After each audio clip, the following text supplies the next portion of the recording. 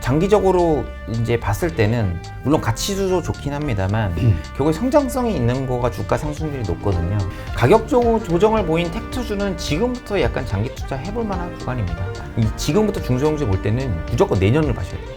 주린이에게 도움이 되는 팁을 하나 가져오셨다. 자, 그러면 이번 주 초부터 이제 그 관심을 끌고 있는 게 또 우주항공 섹터잖아요. 예. 이 부분에 대한 이야기 한번 좀 해보죠. 이게 리처드 브랜슨 버진 갤럭틱 회장이 뭐 우주를 한번 날아간다 자기가 직접 뭐 이런 이슈 때문에 오르는 거다 이렇게 보는 분도 있긴 해요. 네, 맞습니다. 이제 모멘텀이 좀 있죠. 7월 11일 날 버진 갤럭틱이 이제 우주 시험 비행 예정이고요. 저희가 지금 어렸을 때 꿈으로만 들었던 공상과학 영화에 나왔던 우주를 가는 그런 여행을 지금 부자들이 뭐 줄을 섰다고 얘기를 하죠. 그 다음에 이제 20일 날 블루 오리진이라는 민간 우주 여행사가 또 이제 오픈을 하게 됩니다. 저희가 알고 있는 그 아마존의 이제 CEO죠. 이번에 은퇴를 하셨죠. 제프 베이조스가 이제 설립한 회사기 때문에 투자들이 관심을 받을 수밖에 없죠. 왜냐면 돈을 많이 버셨는데 그걸 가지고 어떤 신규 사업을 들어간다면 아마존을 했던 사람인데 그럼 투자들의 이제 바이어스가 많이 있을 수밖에 없습니다. 그리고 두 개 때문에 이제 한국으로 치면은 뭐 하나 에어로스페이스나 이제 뭐 인텔리안테크 그다음에 세트레가이 뭐 인공위성 관련된 업체들이 이제 오른 건데 이게 이제 모멘텀이죠. 사실은 그 미국에서 뭐 산업이 발생된다고 해서 다이렉트로 저희가 뭐 수혜보는 기업은 없지만 그래도 산업이 열리면은 그쪽 관련된 업체들이 좋지 않을까라는. 근데 이 우주 산업도 생각해 보세요. 한 2달 넘게 쉬지 않았나요? 예. 그런가요? 예, 많이 쉬었습니다. 저희가 우주항공 뭐 해서 우주의 시대 아크 ETF 이제부터 시작이다라고 외쳤던 게 제 기억으로는 3월 중순이거든요. 예. 맞아. 그리고 나서 이제 곧바로 종목들 들어가 있는 거 보니까 실망스럽다. 뭐 이런 뉴스가 또 나오기도 맞습니다. 했고. 예. 그래서 3월이니까 3월부터 지금 보면은 거의 지금 7월 달이지 않습니까? 3개월을 넘게 쉬었어요. 그렇기 때문에 이런 쪽으로 저가 매수가 들어올 수 있다. 다만 이제 항상 제가 이제 투자분들한테 말씀드리는 거는 그 전에 오른 게 뭐 100 정도 올랐다면 그거는 처음에 어떤 산업이 굉장히 성장성이 높대라고 사람들이 인식할 때는 100까지 올라요. 진단키트 100, 처음에 100 오른 것처럼 코로나 무섭대 100까지 올라지만 그 고점이 계속 낮아집니다. 사실 이번에도 그래서 기대 수익률은 처음에 어떤 우주 산업이나 이런 것들이 100 정도 올랐는데 그럼 이 정도는 전고점은 가겠지 뭐 이렇게 하기보다는 좀 방망이를 좀 짧게 잡고 투자 수익률을 기대 수익률을 좀 낮추시는 게 좋은 전략이라고 저는 생각을 하고 있습니다. 네. 하여튼 요즘 다 모든 분들이 하시는 말씀이 수익률에 대한 기대감을 좀 낮춰라 이런 얘기를 많이 하시는 것 같아요. 점점 낮아지죠. 나 20%인데 결국 20% 도달 못하고 나는 20% 찍고 다시 내려오니까 나는 그러면 15%는 이제 팔아야겠다. 그럼 그게 자꾸 누적되면은 이제 3% 뛰기, 5% 뛰기 하면서 저희가 계속 같이 힘들어지는 그런 구간이라고 보시면 될 것 같습니다. 알겠습니다. 근데 이 우주항공 테마 이게 장기적으로 투자할 수 있는 건가요? 아니 워낙 이 테마주들의 특성이 확 오를 때는 올랐다가 또 확 꺼지고. 그래도 실체는 있죠. 근데 중요한 거는 뭐 회사들의 밸류에이션을 저도 뭐 면밀히 다 보진 않았지만 뭐 인텔리안테크 같은 경우는 제가 이제 상장 이후부터도 많이 봤던 회사거든요. 뭐 실적이 단기적으로 좀 좋지 않습니다. 왜냐하면 뭐 해상 쪽 관련돼서 이제 뭐 안테나를 만드는 인공위성 수신 안테나를 만드는 회사인데 당연히 뭐 크루즈선이나 이런 쪽이 전방이 있으니까 안 좋겠죠. 네. 근데 이제 지금 뭐 원앱이라는 업체가 이제 스타링크 대신해서 나온다는 얘기 하나만으로 주가가 오르고 있어서 사실은 밸류에이션을 보시면은 뭐 애널리스트가 좀 추정하기 좀 어려운 구간이죠. 이제 꿈의 영역이죠. 네. 하여튼 그거는 리스크로 봐야 되는 것도 그렇죠. 분명한 이제 거죠. 그런 거를 투자하실 때 주린이분들이 고민하시는 거는 지금 시장이 사실은 뭐 이렇게 저희가 3월달에 금리가 오르다처럼 막 흔들리거나 이런 게 전혀 없거든요. 이럴 때는 괜찮습니다. 근데 만약에 시장을 봤는데 제가 보고 있는 관심 종목이 모두 다 파란불이다. 그럼 결국에는 뭔가 리스크 이제 저희가 이제 온 모드라고 하는데 뭐 많이 애널리스트 분들이 쓰시는 말인데 이제 뭐 위험을 회피하는 구간이다 이렇게 하거든요. 이제 그럴 때는 멀티플이 높은 것들부터 먼저 빠집니다. 그렇죠. 네. 얼마 전 한 2달 전인가요? 그 나스닥 크게 흔들릴 때 금리 테이퍼링에 대한 이야기 나오면서 그때 보니까 뭐 기술주들 뭐 거의 30%씩 다 빠지더라고요. 뭐 거의 2월 달까지 아크 ETF가 신처럼 받들이다가 저희가 돈 남은 누나라고 하다가 갑자기 뭐 3월 달부터 갑자기 돈이 없어졌네 뭐 이렇게 할 정도로 변동성이 커지죠. 성장주는 원래 변동성이 클 수밖에 없습니다. 다만 장기적으로 이제 봤을 때는 물론 가치도 좋긴 합니다만 결국에 성장성이 있는 거가 주가 상승률이 높거든요. 그래서 성장주를 좋아하시는 분들도 그렇게 실망할 필요는 없다라고 생각하고 있습니다. 하여튼 그렇다면 이런 그 리스크 있는 그 가치를 측정하기가 현재로서는 좀 어려운 이 성장주에 투자하시는 분들은 포트 내의 비중을 좀 적절하게 조절할 필요가 있겠네요. 너무 많은 비중이 아닌. 그럼요. 사실은 지금 뭐 매크로가 크게 리스크가 없다라고 생각하니까 그렇지. 원래는 그 이제 절대 수익을 내시는 분들은 지수가 3,300이면 당연히 포트폴리오에 내에서 주식 비중은 왜냐하면 신고가잖아요. 그렇죠. 근데 여기서 더 갈지 안 갈지 모르거든요. 사실은 50% 미만입니다. 네, 지금 그러니까 단기 트레이딩을 할 수밖에 없거든요. 거기서 그러면서 기관들도 이제 어떻게 보면 위로 계속 사는 모습보다는 오늘 샀다 내일 파는 절대 수익을 챙기자 이런 모습이기 때문에 지금은 이제 좀 방향성이 없다라고 보시면 좀 될 것 같아요. 네, 알겠습니다. 자, 이제 지금 다시 코스닥의 매수세들이 좀 들어가면서 이제 중소형주에 대해서 관심을 가져야 되는 거 아니냐 네. 이런 이야기도 나오는데요. 네. 뭐 일단은 뭐 바이오는 일단 올랐기 때문에 여기서 더 말씀드리는 건 신규 다 네. 오른 건가요? 오른다고 그걸 해도 제가 알고 할 수 있으면 좀 네, 제가 뭐 금방 이제 돈을 벌지 않았을까 싶은데요. 뭐 저도 이렇게 열심히 분석하는 이유가 결국 투자자분들하고 같이 호흡을 하면서 가고 아이디어를 제가 드리고 싶은 거거든요. 그래서 IT 중소형주들 많이 쉬었습니다. 사실 뭐 그때 제가 연초에 나와서 말씀드렸던 파인테크닉스나 뭐 KH바텍 이런 거 빼고는 뭐 KH바텍도 지금 2분기 실적 때문에 못 오르고 있긴 합니다만 결국에는 그건 뭐 폴더블이라는 키워드 때문에 그런 거고요. 전반적으로 IT 중소형주 반도체까지 다 쉬었습니다. 예, 삼성전자 쉬면서 걔는 죄 없는 어떤 반도체 중소형주도 많이 쉬었거든요. 근데 이제 내일 삼성전자 실적을 볼 때 저희 주디니 분들이 관심 있게 보셔야 되는 게 어차피 애널리스트 분들이 다 해석을 해주실 거지만 이번에는 비메모리 쪽을 좀 잘 보셔야 돼요. 삼성전자가 비메모리 관련된 얘기가 나온 게 벌써 작년이죠. 그렇죠. 한국 사람들이 뭐든지 빠릅니다. 실적이 돌기 전에도 벌써 비메모리 벌써 갔어요. 예. 저희가 TSMC 뭐 밸류에이션 받아야 된다 막 이렇게 했었거든요. 삼성전자가. 근데 이번에 실적에 보시면은 비메모리 쪽이 많이 턴어라운드가 될 겁니다. 그러면서 저희가 이제 IT는 보셔야 될 게 주린이 분들이 방향성이에요. IT는 MOM 그러니까 뭐 제가 나와서 많이 얘기하는 뭐 월별 그다음에 분기별 데이터 그다음 YOY 그로스보다는 분기별 데이터가 좀 더 중요합니다. 그러니까 작년에 베이스보다 성장률이 좀 떨어져도 괜찮아요. 왜냐하면 제가 그때 스마트폰 설명드리면서 한번 말씀드렸었는데 중국이 1분기가 수요가 땡겨져 있고 2분기가 저점이고 3분기가 올라가면서 오히려 지금이 주가가 바닥일 가능성이 높다라고 말씀드렸거든요.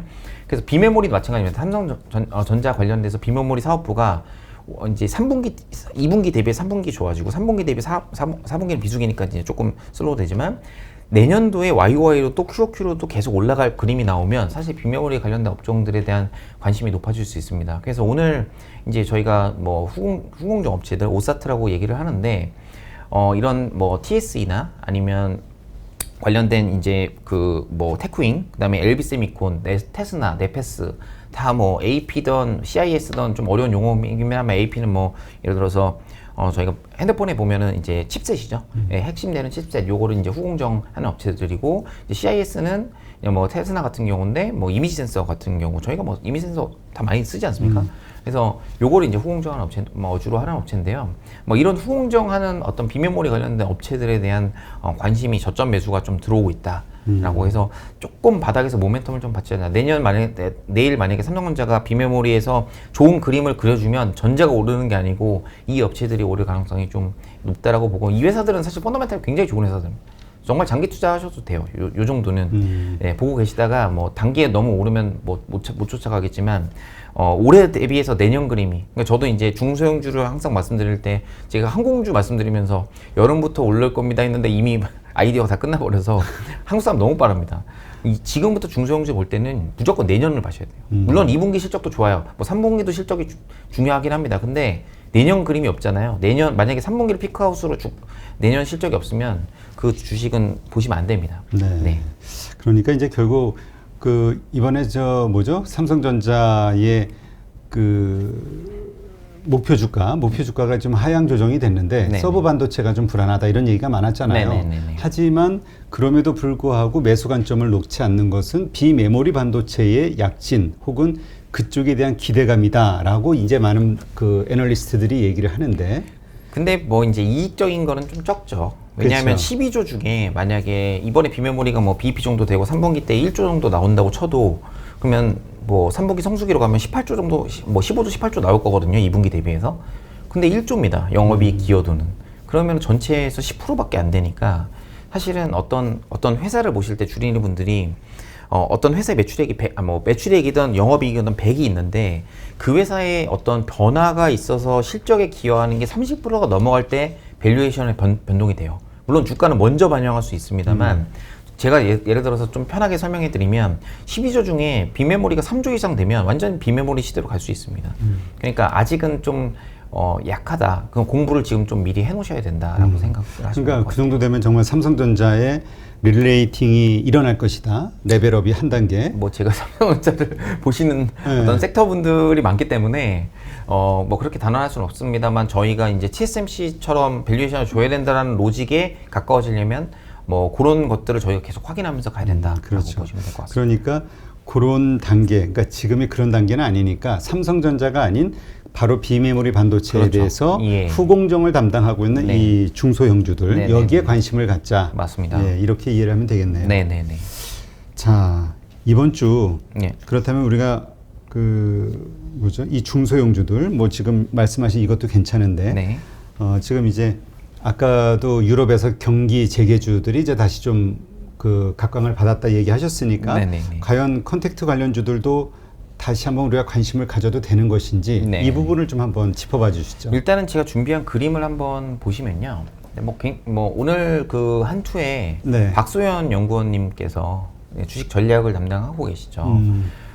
나오셨는데 아까 제가 초두에 말씀드렸던 그 내용입니다. 여기 보시면은 그 델타 바이러스가 이제 이렇게 늘어나니까 저희가 이거 텍트주 다시 어떻게 보면 어려워진 거 아니야? 경제 우리 여행 못 가는 거 아니야? 이렇게 했는데 지금 보시면 사망자가 별로 이렇게 안 늘어납니다. 그러니까 이제 공포가 없어지면 사람들이 뭐 별거 아니네 뭐 이렇게 생각할 수 있거든요. 그렇죠. 근데 이제 주가는 먼저 빠졌습니다.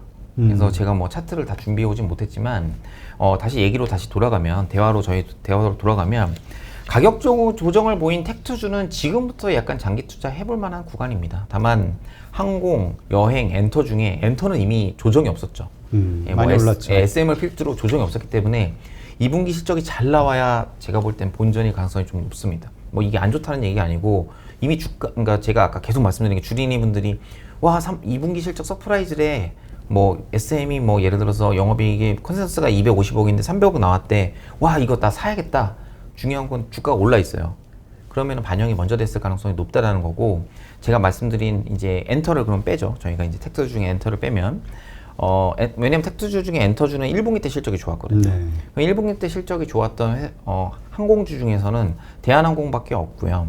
대한항공이 실적이 좋았던 건 화물 때문이었고 화물은 1분기에 이어서 2분기도 좋습니다.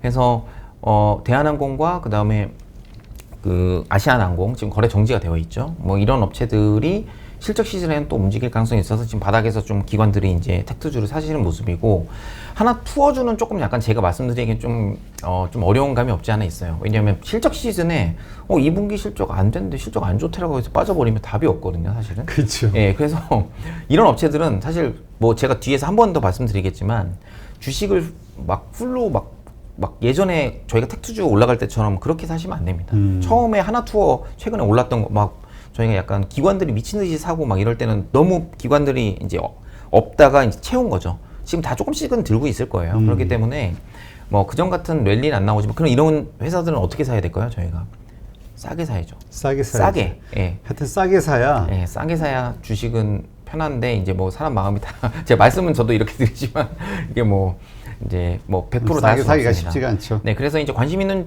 거는 항공주 중에서는 뭐 제가 그때 LCC도 말씀드리고 했는데 이제 실적 시즌이기 때문에 LCC가 또 무조건 적자거든요. 안 봐도 적자입니다.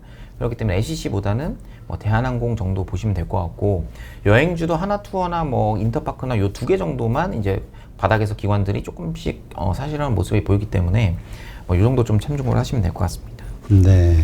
그러니까 이런 것들 중심으로 이거는 이제 내년도 1분기까지 보면서 끌고 갈 수 있는 장기 투자로 생각해 볼 수 있을 만하다 이제 이 얘기신데 자, 호텔 신라는 어떻게 보세요? 호텔 신라는 면세점이 데이터가 다 좋아요. 사실은 주가가 빠지면 안 됐습니다. 근데 주가가 많이 빠진 것도 아니죠. 좀 애중간하게 지금 빠져 있는데. 저는 지금도 뭐 괜찮은, 왜냐면 주가 기간 조정이 나왔는데 사실 제가 좋아하는 건 항공주랑 명세점이거든요. 사실 엔터는 제가 잘 모르기도 하지만 엔터는 구조조정이 안 나왔습니다. 근데 항공주랑 면세는 구조조정이 나왔거든요. 하긴 면세점들 몇 개 다 문 닫았죠. 그렇죠. 그다음에 그 임대료 때문에 적자 나던 거기를 지금 임대료 아니 매출이 안 나오는데 뭐 어떻게 임대료를 내냐 하면서 이제 임대료를 깎는 모습을 이미 보여줬고 그 실행에 옮겨져 있죠. 그러면 이제 저희가 만약에 실제로 매출이 크게 발생되면 원가나 비용이 줄었기 때문에 이익이 크게 나니까 주가는 먼저 올라가 있을 겁니다. 네. 그래서 저도 말씀드린 것처럼 뭐 말씀하신 그 호텔신라나 이런 것들에 대해서 긍정적으로 생각하고 있습니다. 네. 예. 택트주를 사야 된다면 뭐 하나투어, 뭐 대한항공, 뭐 인터파크 뭐 이런 거죠. 예. 우리 그냥 개인적으로 네네. 우리 저 윤 대표님이 네네. 딱 한 종목만 산다면 뭐 사겠어요? 저는 스몰캡을 좋아하니까 뭐 인터파크를. 인터파크? 네, 인터파크를 좀 왜냐하면 의외네. 최근에 빠지질 않았더라고요. 아. 네. 알겠습니다. 네. 참고로 제가 뭐 스몰캡 애널리스트 출신인데 인터파크 잘 모릅니다. 그냥 이제 그 전략적인 측면에서 말씀을 드린 거고요. 네. 수익률 면에서 네. 그게 가장 나을 것 같다라는 생각이신 거죠? 네, 지수가 지금 많이 올랐으니까 장이 빠져도 종목은 그래도 조금 영향을 좀 덜 받으니까요. 네. 알겠습니다. 자, 그다음에 이제 오늘 하이라이트죠. 오늘 우리 윤 대표님이 아주 큰 마음을 먹고 주린이에게 도움이 되는 팁을 하나 가져오셨다라고 했는데 네. 어떤 건가요? 그 뭐 제가 하고 있는 이제 엄브렐라 리서치가 아직 뭐 공식 오픈 전이긴 하지만 어떤 PB나 VVIP 분들만 하니까 좀 어려운 내용이 많아서 주린이분 제가 나와서 사실은 저도 이제 좀 의미 있고 싶다는 생각이 좀 들었거든요. 뭐 제 친구들 유튜브에서 많이 출연하는데 정말 귀에 쏙쏙 박히게 쉽게 설명하더라고요. 그래서 제가 차트를 하나 갖고 왔습니다. 네. 예를 들어서 제가 2주 전에 바이오 업종을 말씀드렸잖아요. 네. 그러면 제가 포트폴리오상 제가 바이오를 몰빵이라고 이제 계산을 한번 해볼게요. 그러면 바이오를 그때는 주가가 너무 빠져 있기 때문에 사실 100을 투여하셔도 됩니다. 근데 지금 보면 2주가 많이 올랐거든요. 그렇죠. 사실 오르면서 이게 언제까지 오를지 모르기 때문에 팁이 있는데 이제 저 같은 경우는 펀드나 이런 거를 실제로 했을 때 주식을 매일 조금씩 팝니다. 예, 저희가 볼 때는 기관이 막 10억씩 파니까 와 이거 왜 이렇게 많이 팔지 무슨 악재 있나 이러지만 기관이 막 300억씩 사가지고 들고 있는 종목들은 매일 30억씩 이렇게 팔아요. 차익 어느 정도 올랐다고 생각되면 바이오가 지금 약간 애매하죠. 완전 바닥이라고 할 수도 없고 가격은 올랐으니까 더 가기에는 모멘텀이 뭔가 있어야 되는데 이런 생각이 들 때부터 기관들은 이제 차익 실현에 매물을 합니다. 예를 들어서 제가 2주 전에 바이오를 말씀드렸을 때 100을 사셨다. 근데 지금 차익 실현을 계속 조금씩 해서 이제 주식 비중 예를 들어서 다 파셨다고 생각을 해보면 근데 내일 보니까 바이오가 다시 새로운 모멘텀이 생기면서 뭐 예를 들어서 셀트리온이나 뭐 이런 얘기가 나오면서 바이오가 다시 또 가는 겁니다. 수주주가 또 안 되면서 이럴 때 내가 다시 사야 되는 금액이 100이면 안 됩니다. 100을 사시면 안 돼요. 왜냐하면 100을 사셨으면 당연히 20%만 수익이 났다고 치더라도 전체 포트폴리오가 120 정도 되잖아요. 그렇죠. 보통은 어떻게 하냐면 스노우볼 이펙트를 생각하면서 120을 이렇게 삽니다. 그렇게 하면 안 되고요. 절대 수익을 내려고 하시는 거면 주가가 올라 있잖아요. 여기서 더 갈 때는 제가 욕심을 많이 줄여야 됩니다. 왜냐하면 저는 밑에서 많이 먹었기 때문에. 그래서 제가 준비한 자료 잠깐만 말씀드리면은 예. 여러분이 잘 아시는 카카오를 가지고 왔어요. 예. 뭐 여기서 많이 사면 정말 좋은 그림이죠. 네, 그렇죠. 네, 근데 여기서 막 자기가 막 가진 영혼을 실어서 산 사람들은 사실 많이 있진 않을 거예요. 장기 투자자가 아니면요. 그럼 제가 얘기한 아까 바이오 100이 이제 이 구간을 생각하는 겁니다. 네. 100이면 만약에 이렇게 해서 이게 150, 50% 정도 올랐다고 해서 150을 팔았다. 근데 나 카카오는 어차피 카카오의 장기 그림은 정해져 있지 않습니까? 그러면 150을 여기 이제 이렇게 빠지면 또 이렇게 사고 싶으시잖아요. 네. 여기서 150을 사시면은 힘든 구간으로 들어갈 수밖에 없어요. 그래서 저는 뭐 제가 만약에 원칙, 뭐 이건 저만의 원칙이긴 합니다만 100을 샀는데 150을 팔잖아요. 그러면은 그러니까 100이 원래 원금은 100인데 원금은 100이다. 이제 그럼 올라서 절대 150 100 이상은 사지 않고요. 아무리 좋아 보여도 그러니까 여기를 더 뚫고 올라갈 것 같다는 생각이 들지 않으면은 절대 100 이상 사지 않고 50 정도만 삽니다. 50 정도만. 예, 그럼 50 정도 샀는데 이게 20% 손실 났어요. 그럼 10%밖에 안 잃었거든요. 저는 전체에서 150 그러니까 50을 벌었다가 10만 잃어버린 거예요. 근데 보통은 이제 어떻게 하냐면 이렇게 했다가 차익 실현을 정말 잘하셨어요. 장대 연봉 나올 때 이거는 오바다. 그래서 차익 실현을 하셔가지고 50% 수익을 딱 나셨는데 다음날 많이 빠지니까 이거 내가 잘 많이 투자한 종목인데 다시 한번 들어가 볼까? 그래서 사실 이런 경험이 제가 포트폴리오를 운용하거나 이럴 때 좀 약간 뭐 펀드 매니저들끼리 약간 자기네들끼리 좀 얘기를 하는 게 좀 있습니다. 많이 먹은 종목은 절대 다시 사지 않는다. 왜냐하면 다시 사면 또 다시 물리더라고요. 그래서 이거를 제가 가져온 이유는 이제 그래도 제가 주린이분들한테 뭔가 좀 아이디어를 하나 정도는 드릴 수 있어서 뭐 예를 들어서 바이오 업종 다시 한번 말씀 정리해드리면 여기가 100이었고 여기가 150에 파셨는데 여기로 올 때는 그래도 20에서 30만 들고 가죠. 왜냐면 저희가 여기까지 빠질 수도 있거든요, 주식이. 그렇죠. 그럼 여기까지 올 때 100을 채우신다는 개념, 느낌으로 사시면 돼요. 그러니까 분할 매수. 예, 분할 매수. 그래서 저기 뭐 여러 유튜브에서 말씀 강조하는 게 분할 매수하고 매도는 뭐 한꺼번에 하셔도 되는데 뭐 이렇게 분할 매수가 가장 중요하다. 네, 라고 보시면 될 것 같습니다. 네. 그래서 그 만에 하나, 그러니까 이제 우리가 다시 재매수하는 시점에서 있는 거를 또 100을 다 투자하는 경우는 또 그만큼 큰 수익을 얻겠다, 수익률을 높이겠다 이 생각인데 이거를 욕심을 버려라. 네, 네. 50 정도만 네. 던져라. 네. 라는 게 이제 저희 일반적으로 이제 절대 수익 펀드를 운용하시는 분들은 다 이렇게 하고 있습니다. 네. 알겠습니다. 네. 하여튼 우리가 베팅을 할 때는 나름대로 뭐 이러저런 이유를 가지고 확신이 있으니까 오를 것 같으니까 하죠. 떨어질 네. 것 같은데 하지는 않잖아요. 예, 예. 하지만 그게 우리 생각대로 가지는 않으니까 네, 네. 지금 말씀하신 대로 리스크 관리 차원에서 이런 것도 좀 필요하겠네요. 네. 네. 알겠습니다. 네, 오늘 이렇게 해서 참 최고점을 코스피가 찍은 날이지만 그냥 왠지 모르게 그냥 별로 힘이 없는 하루인 것 같은 느낌이 드는 7월 6일 장 마감 후 방송을 했습니다. 오늘 좋은 인사이트 이렇게 풀어주신 엄브렐라 리서치의 윤주호 대표님께 감사드립니다. 수고했습니다. 감사합니다. 네.